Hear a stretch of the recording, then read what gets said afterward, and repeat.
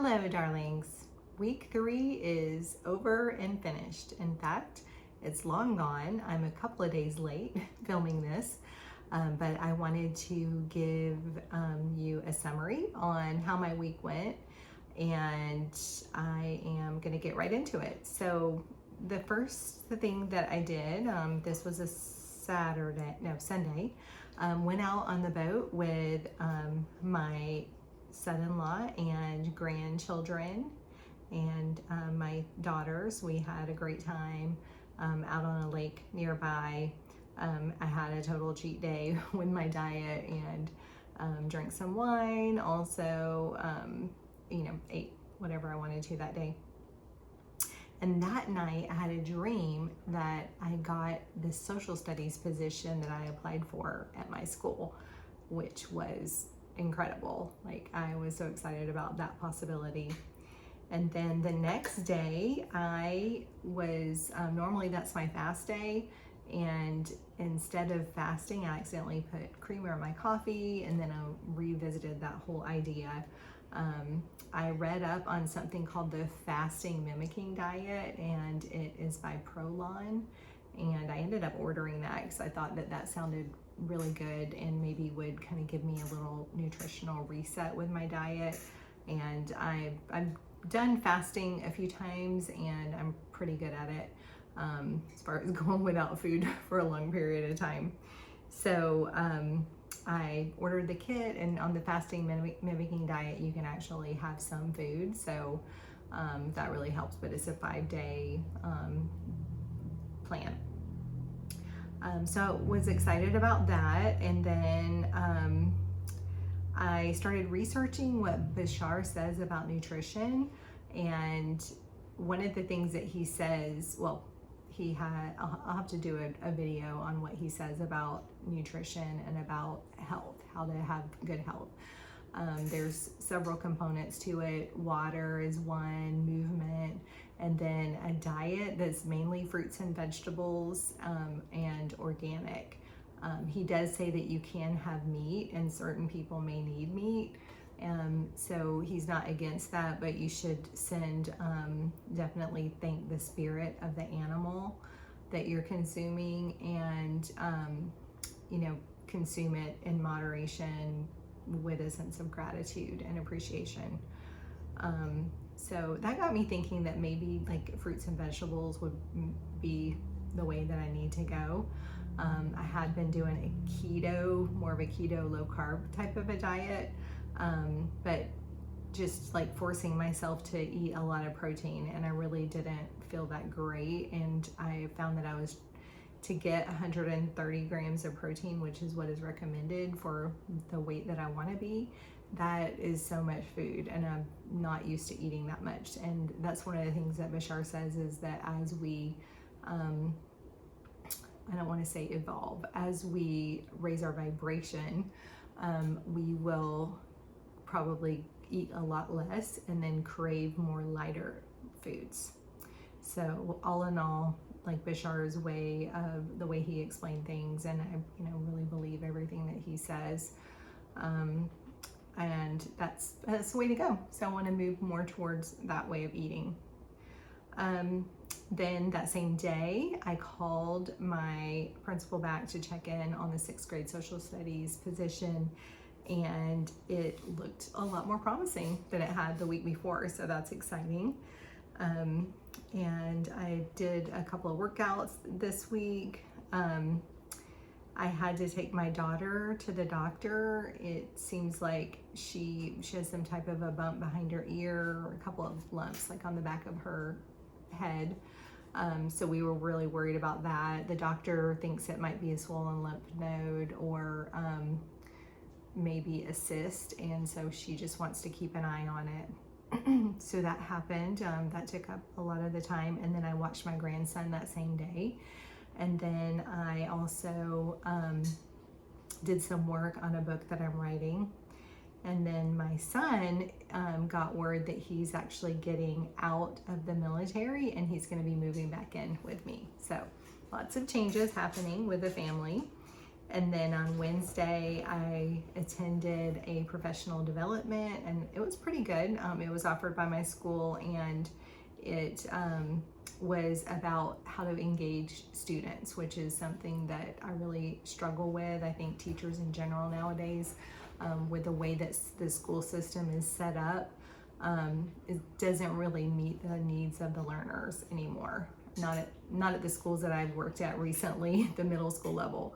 And Bashar has an idea about education too, and he says that it needs to be more hands-on, use story structure, and also more experiential for kids.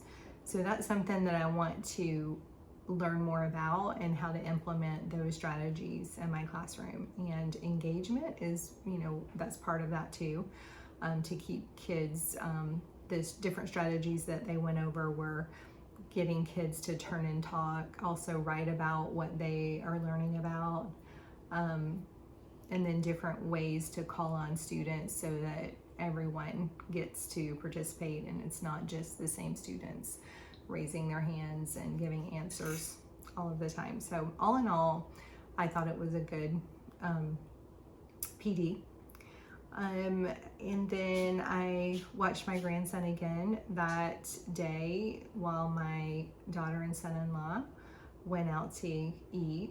And then I made an appointment to check out a nearby place called Ancient Lore Village to possibly reserve that for my daughter's baby shower. So she's pregnant and she's due in September, and I'm really excited about possibly having the baby shower there.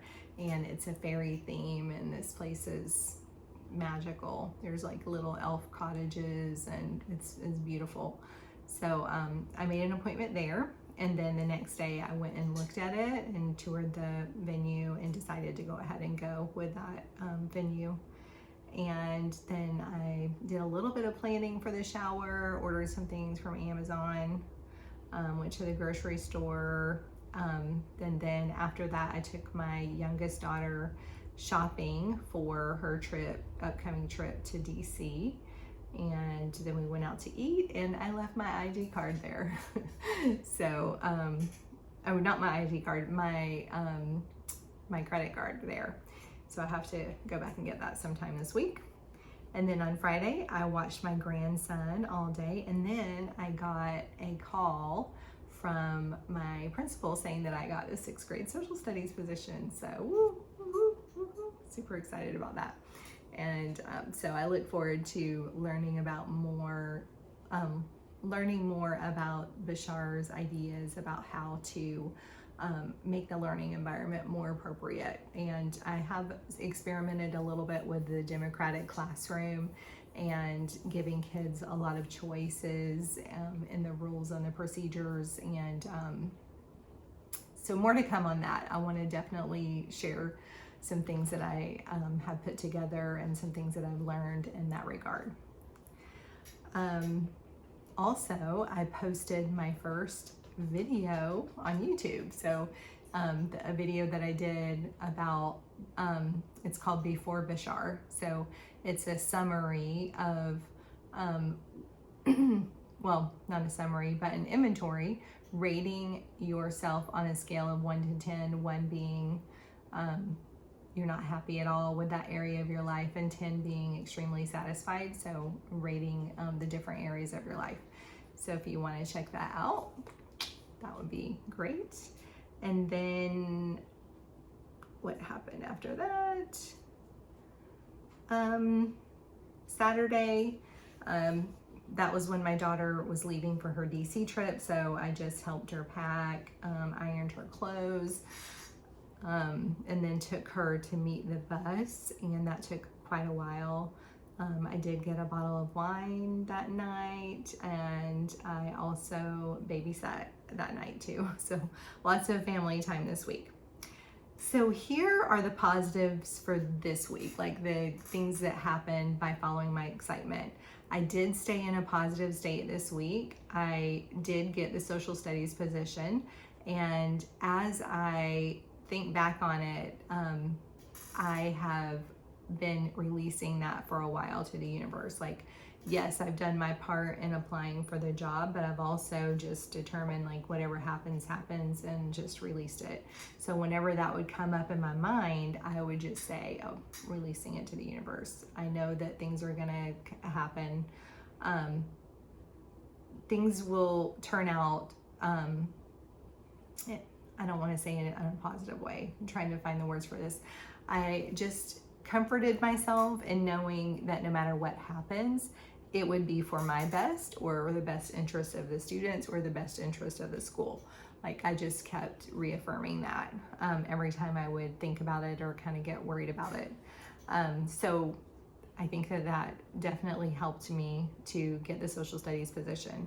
The other thing is that I started the YouTube channel. I actually did it instead of just waiting. And what Bashar says is that if there is just even one person, no, what he says is if you have something that you're excited about sharing, which I am, like this work is super exciting, and I know it has helped me so much, and I can see how it could help other people. So if you have something to share, there's at least one person that is waiting to hear that.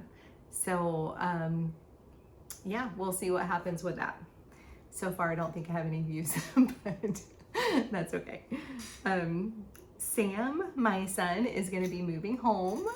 So that's a positive thing. He's been in the military for 5 years, and I'm super excited to have him close by again. And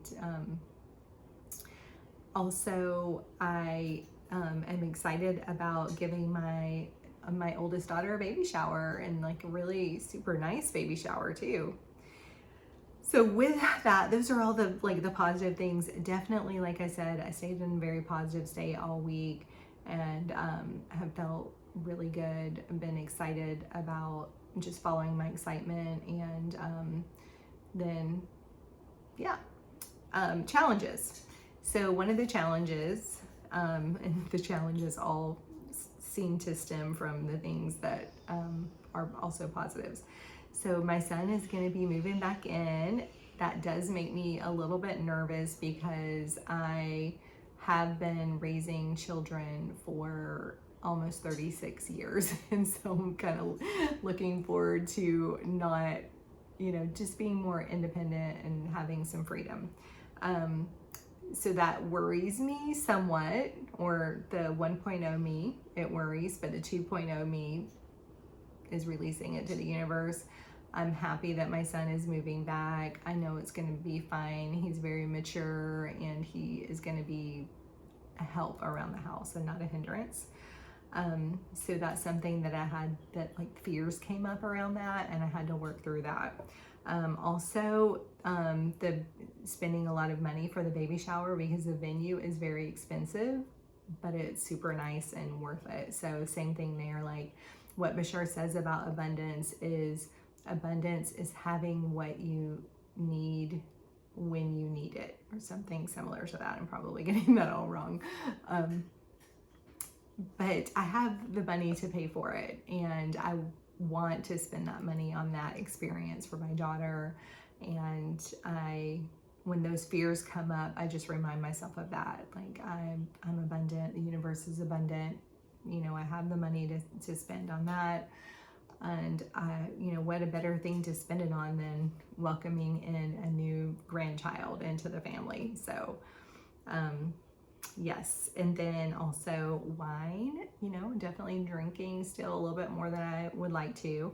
And then kratom too. So those are two things that are persisting.